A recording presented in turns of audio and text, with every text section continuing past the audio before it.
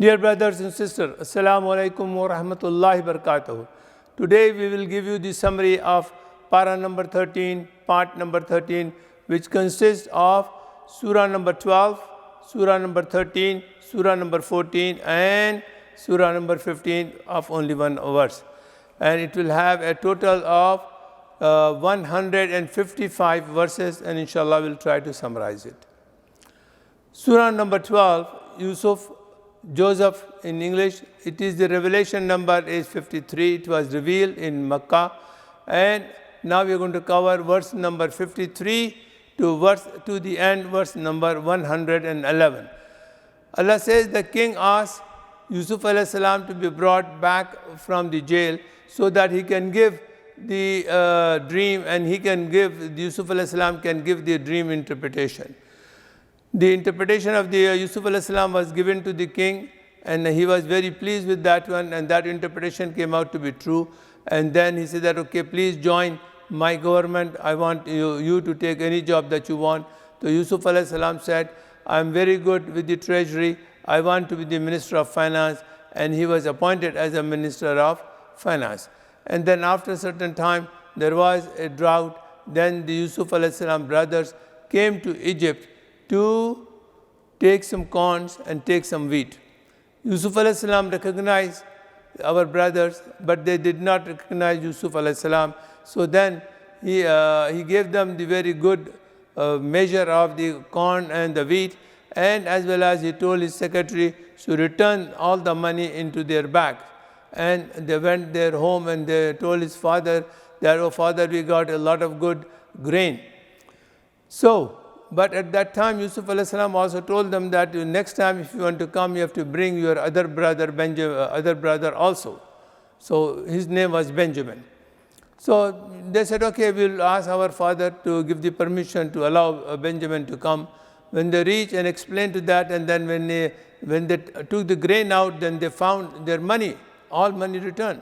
All the grain came out free. So they told to their father that, oh father, now we got the grain free, now please allow Benjamin to go, and so that we can bring more extra corn and wheat. They took Benjamin with them, and they went to Yusuf alayhi salam, and they got a lot of corn and the wheat. And Yusuf alayhi salam told his real brother Benjamin that I am the real brother Yusuf, don't worry. And Yusuf alayhi salam's people, they put the gold cup in the bag of the Benjamin. And then when these brothers were going back, the staff of Yusuf alayhi salam, they shouted, oh people, our golden cup has been stolen. Who has it? So then it was decided that wherever, in which bag the gold cup will come out, that person will be kept with the king. And then upon searching, they found that the Benjamin bags had the gold cup, and Benjamin was kept with Yusuf alayhi salam. And the brothers went back to the father and they said that, what can we do? Benjamin stole the gold cup and the king has kept him there.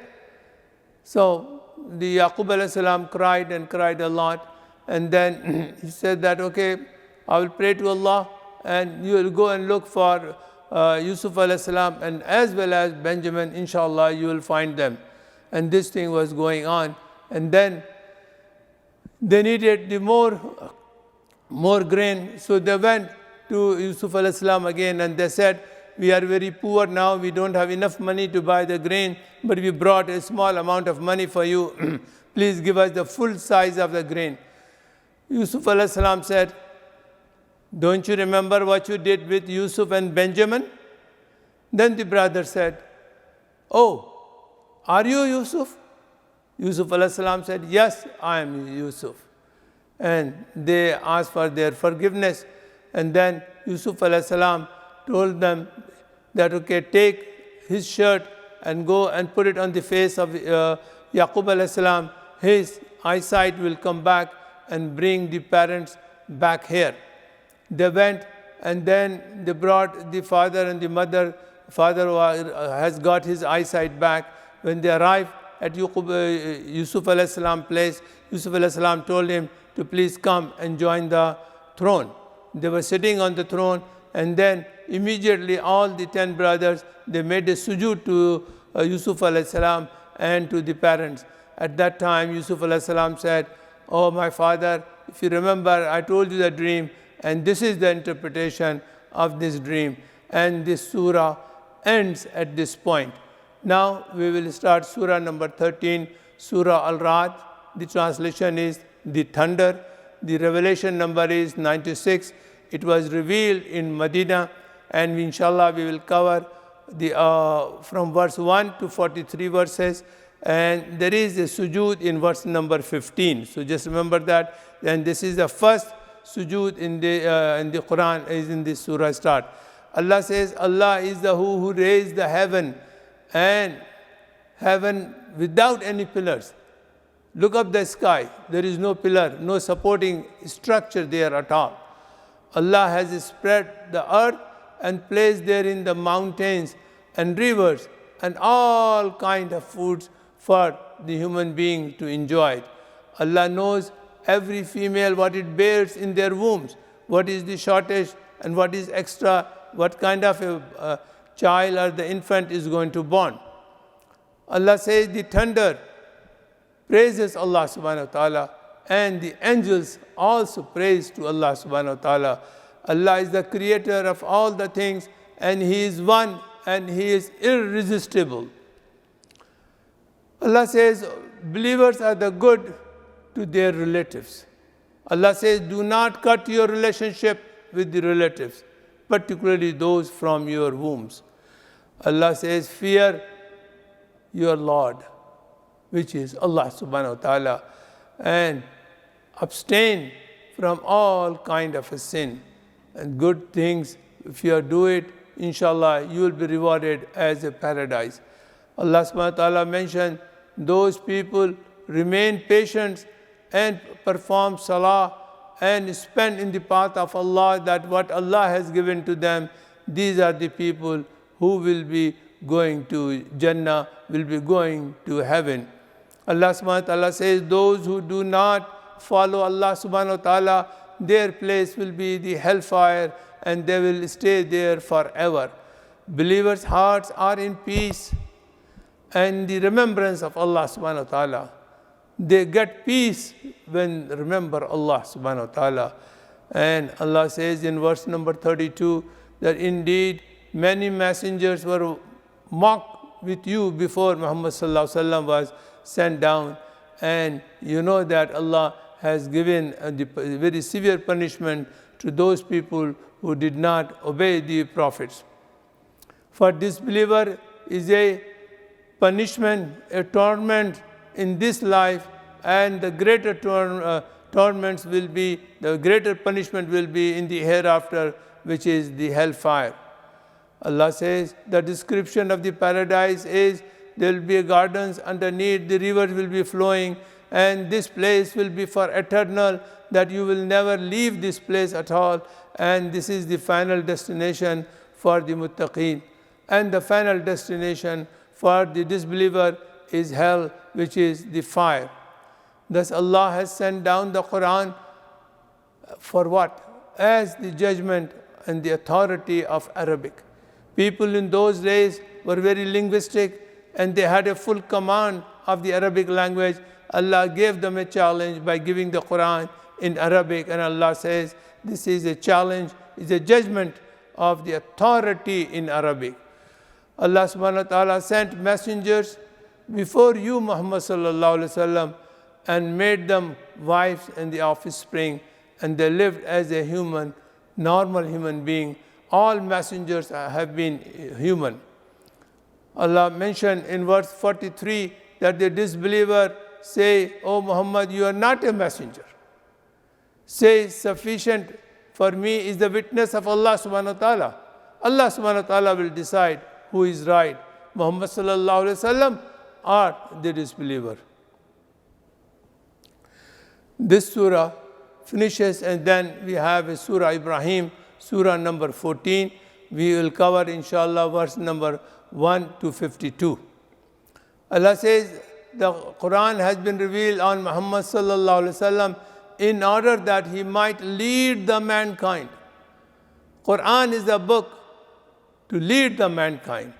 Allah sent a messenger to a nation of their language so that the message is very clear to them.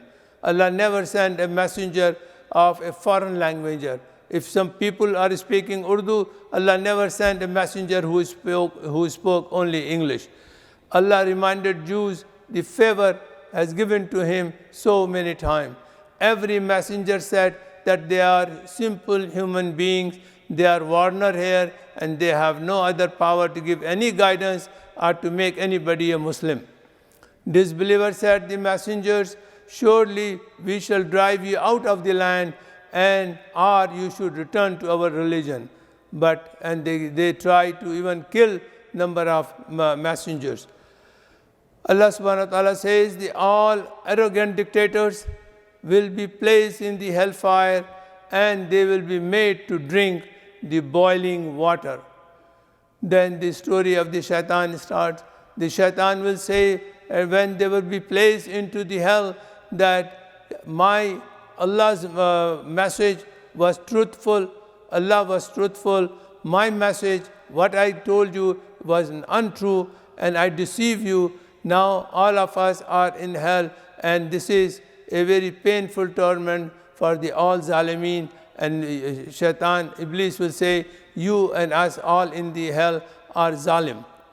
Allah says a goodly word as a goodly tree, whose roots are firm and their branches are very high in the sky, and they give the fruit all the time.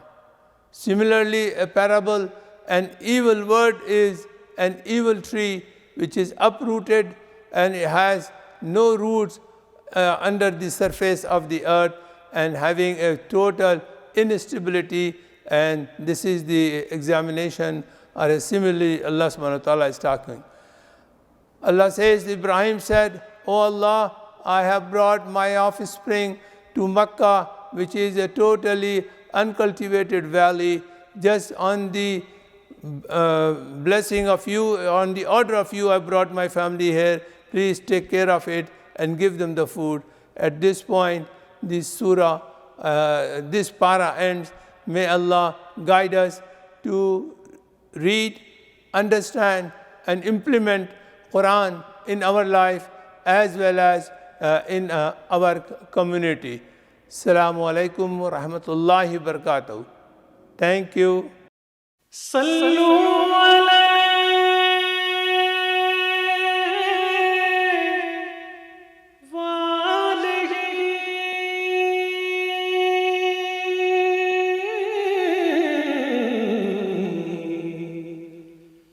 صلوا علیہ